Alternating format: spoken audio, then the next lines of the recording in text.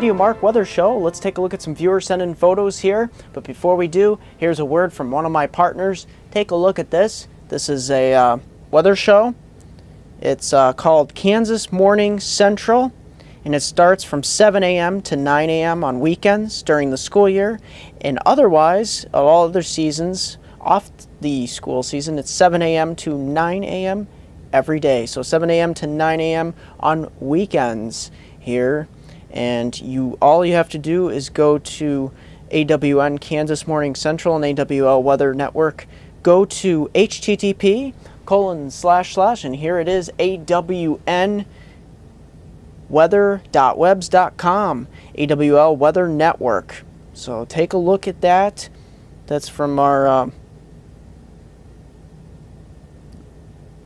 partners over there at AWL Weather. So take a look at that, and yeah, especially if you're out there looking for more weather in the Kansas area, or for that matter, lots of severe weather out there that will be coming up.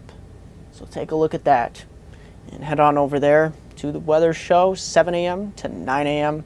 weekends, and then of course every day once the school year ends. Take a look at these photos here. Lucas D. from Linden, Texas. A whole bunch of photos. Most of these are cumulus, altocumulus, and stratocumulus across much of Linden, Texas after all of the storms that rolled through at the beginning of the month and last week. Take a look at this. A lot of interesting weather across the area.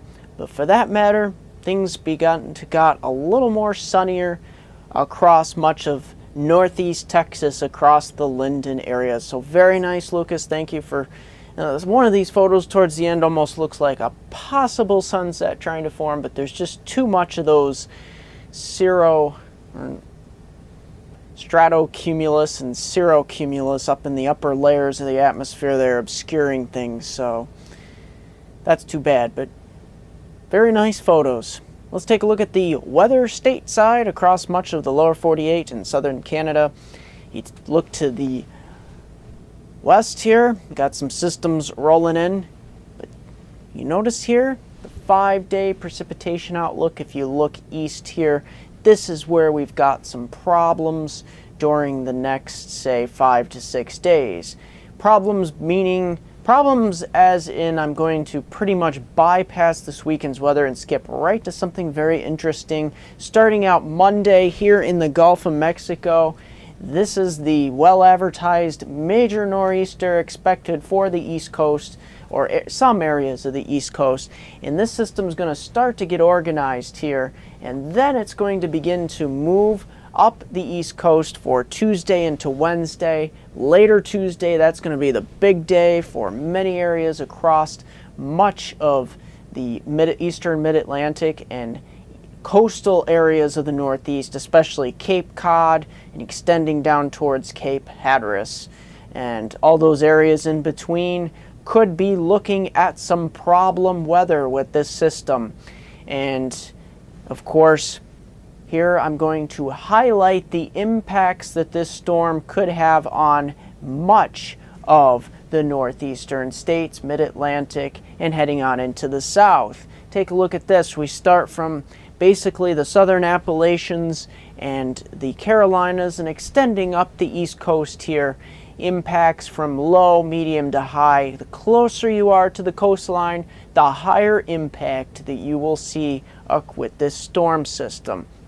This system is going to wind up into a somewhere between 980 and 988 millibars just east of Cape Cod here. So this system's really going to start to blow up and bomb by the early to middle portion of next week. So we're expecting significant snow accumulations, possibly inland across the southern Appalachians, possibly the Carolina region. We're going to watch Virginia, eastern Maryland, portions of New Jersey, possibly extreme eastern Pennsylvania, downstate New York, extending up towards portions of southern and southeastern New England, and then stretching up towards that Maine coastline.